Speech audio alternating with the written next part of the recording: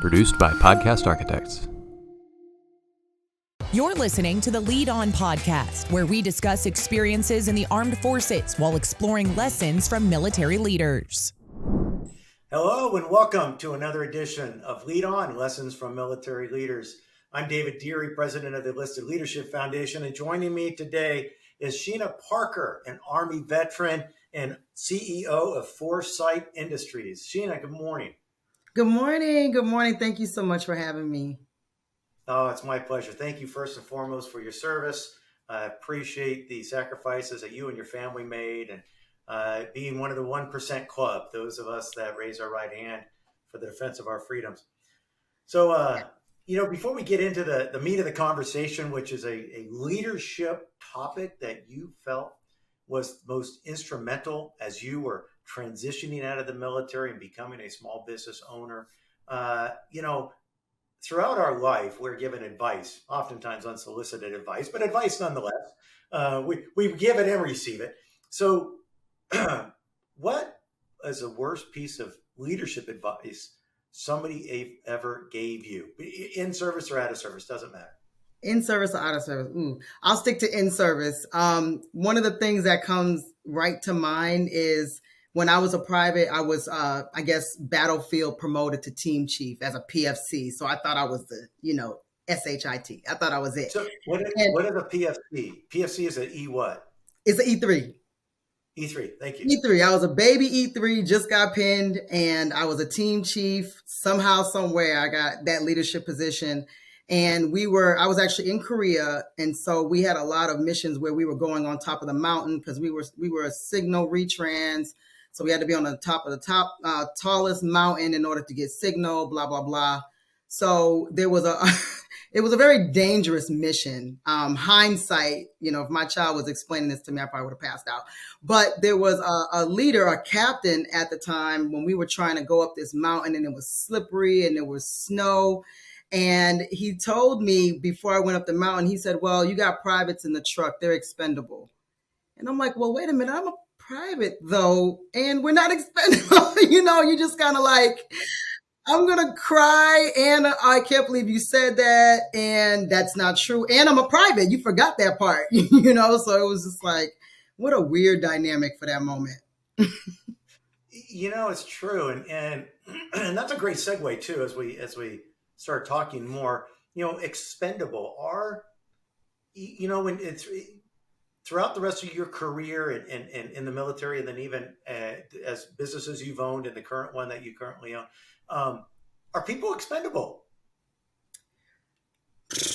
That's a really good, no, I'm going to say no, because I have this heart, sometimes a little bigger than I want it to be in certain situations, but I feel like everyone is valuable, and that's not a political answer. I really do feel that way.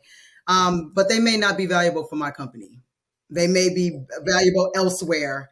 So as far as expendable human, no, but do you have to go? Maybe, depending on how bad your offense is. That's so true, right? I was talking with former Master Chief Petty Officer of the Navy a couple of weeks ago, and we had a similar conversation. And he shared a story about when he was not the MCPON, but early in his career as a Master Chief at a command and maybe a Senior Chief. But anyways, a special request should have come up from somebody in his unit to re-enlist. And he sat down and he had what we call a career development board. He just kind of shared with this individual. So, this just, in my opinion, watching you do great work, but attitudinally and stuff, this isn't a good fit for you. Was that sailor expendable? Absolutely not. But there's a fit and a fill, right? We could fill roles with bodies, but is it the right fit? And then fast forward, this sailor actually took his advice, got out, got into real estate, I think, and is very successful because because somebody was honest with him, right? And so I think that sometimes we tend to not be as honest as we should be. Being brutally honest, let me back up, because I've learned over the years being brutally honest is kind of rude, actually. But, right, but being honest with somebody most often than not is going to motivate them to either step up their game a little bit or transition to something else. So yeah, nobody's like, I would agree with you. Nobody's expendable from a human perspective, but as a business owner, as a leader, sometimes we have to have those difficult conversations, and whether it's encourage somebody to leave or maybe help them leave. Right. Absolutely. Definitely. So as we talk about leading, every military member is practicing to be a veteran, because we're all I going love to that. transition someday. The fun will end. The fun will So end. fun will end. So, what did you learn in the Army? What leadership thing? Because I know we want to talk about transitioning veterans, and that's your passion is being available and helping. So, what helped you transition out successfully into back to the civilian workforce? I think my path was very non-traditional. I came in active duty. I was active duty for about 3 years. I got out and went into the reserves. And so since I joined after 9/11, I guess this was like a new trickery type process where if you say you want to get out, we're going to stick you in the reserve. We're going to make the reserve sound so good that, if you don't go into reserves and you can get snatched into, a unit that you're not a part of. So it behoove you to be in the reserve, blah, blah, blah. So I got out, went into the reserves, but never showed up. And so, I kind of became like a deserter, not very proud of that, but I mean, it is what it is. And so I got back in. And so, I had about a year break of not being a service member, but technically supposed to be someone's service member. And then came into the reserves and I was like, this is terrible. How does anyone like survive in the reserve world? It's very, very unique and it's different from active duty. So I got out again. And so I had a little break there and I just was kind of swooped back in through some fantastic leadership to make sure that I didn't fall through the cracks. Like some of the soldiers that I've actually had that fell through the cracks. I got brought back in and then I had my head on straight. I'm like, okay, I think I want to do this for real. I want to be a good girl. So I was a reservist, but I was active duty on and off. I was mostly on active duty as a reservist. So I would have like 9 months active duty, a month off, and then 3 months active duty and 2 months off and then a year straight. So it wasn't as hard for me to transition as some others when I compare, it's like comparing apples to oranges really, because I would deploy pretty frequently to like other locations, not just overseas. So I'm just constantly in another location for periods of time. And so it was a little different when I came home compared to someone who like comes home and they're like active duty. And then sometimes they go right back to a combat zone. And, that wasn't really my story as much as some others.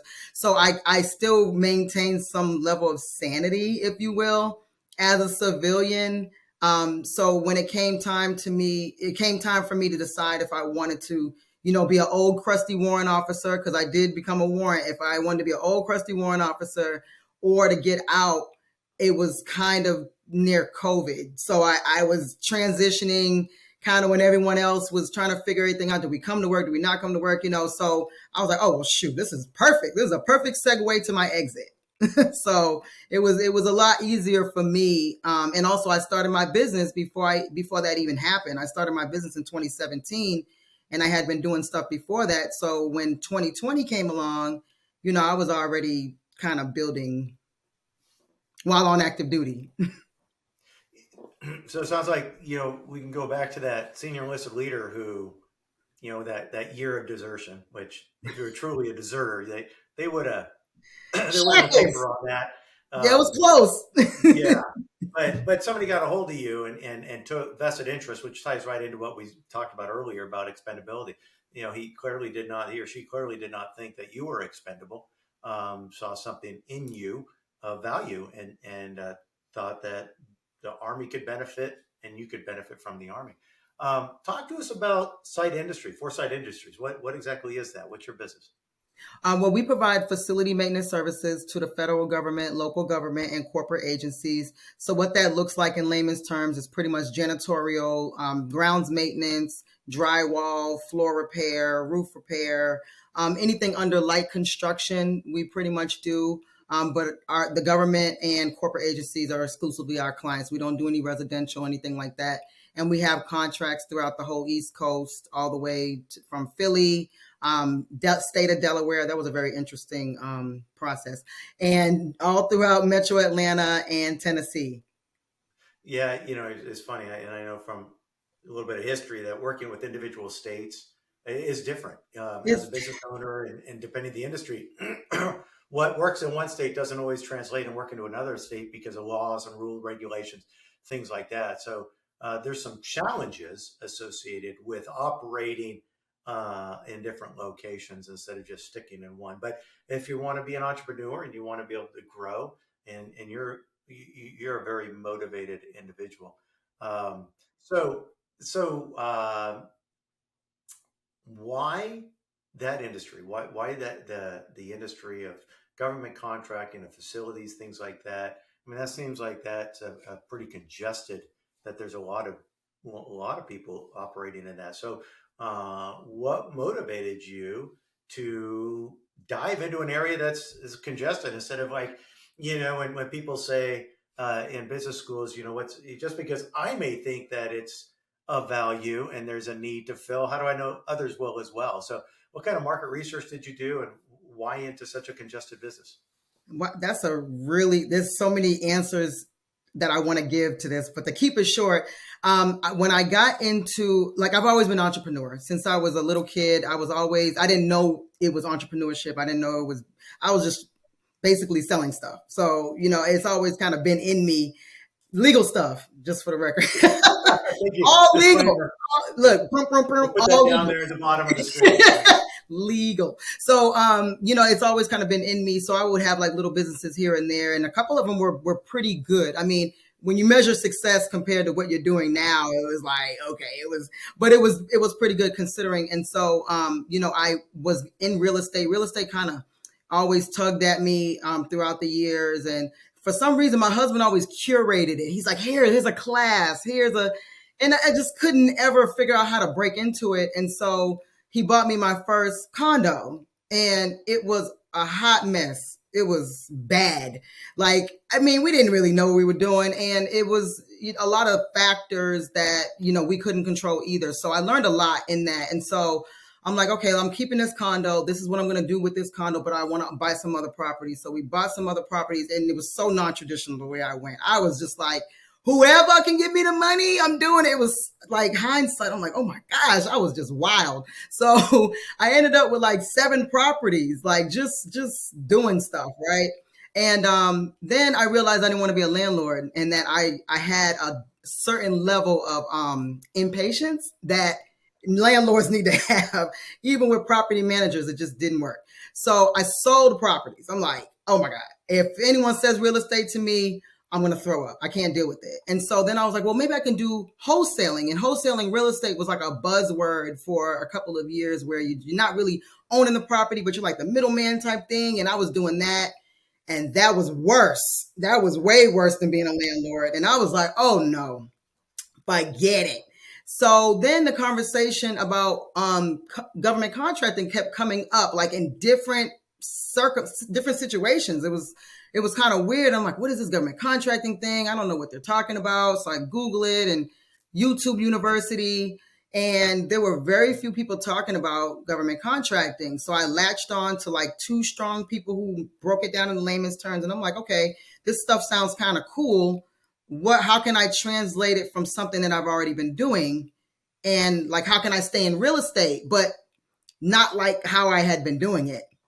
So it translated into facility maintenance, because I already had a contractor, the one that was helping me work on all the properties.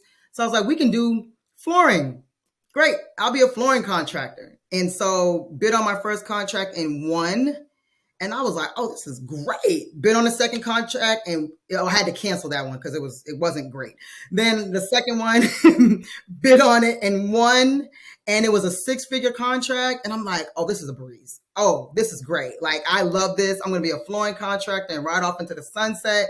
And it was bumpy, but it was still good. And then, I'm operating at the local level. I'm not doing any federal yet. And I hired someone to help me write my contracts. And then I win the third one in janitorial. And I'm like, wow, I love this life of government contracting, blah, blah, blah, blah. And so I didn't really pick it. It kind of picked me, like I didn't say I want to do facility maintenance. It just kind of ended up being where, what was I doing before? We were cutting the grass. we were doing all these things, and it translated into facility maintenance because that's a broad scope. But even within facility maintenance, you have strictly just janitorial or strictly just grounds maintenance, etc. And so now that I'm, 5 years in, it's really not congested. There really is a lot of work too much work. We turned down a lot of work, actually. Hear that, everybody? If you got an entrepreneurial spirit, consider local and federal government contracting and facilities. Circling back over to our military experience, it sounds to me, from a leadership perspective, attitude plays a huge role as we transition, and not just through transitioning, but even an attitude while we're on active duty, right? Because we can look around. It was like you said, something fell into your lap, and we look around where we're stationed at, and sometimes I think we just look for opportunities. Sometimes, this is the job I'm scheduled to do, and this is what they trained me to do, but I can do more than that. And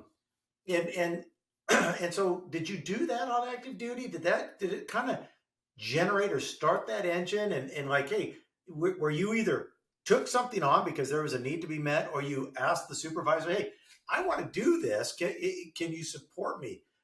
Because is that something that you found that, I'm just curious if that worked for you, and if it's something that you would encourage people that maybe has that drive to try, because I look at the military time leadership wise as some sort of, if you will, the practice squad. Let me try out these different leadership tactics. Let me try out these different things. In the military, you can listen. The person that does this isn't a shame. This isn't or anything. This is just the reality for those of us that serve. There's a minimum requirement. There's a minimum standard. Yeah. And the minimum standard gets paid as much as those that do the highest. They may not promote as quickly. They may not promote where they have to get out at higher tenure. But there's a steady paycheck on the first and the 15th. First and the 15th, yeah. Right. But if you want to excel, like you did, that attitude plays into that. So I probably talked more than I should have to ask you the question, but I wanted to give some context.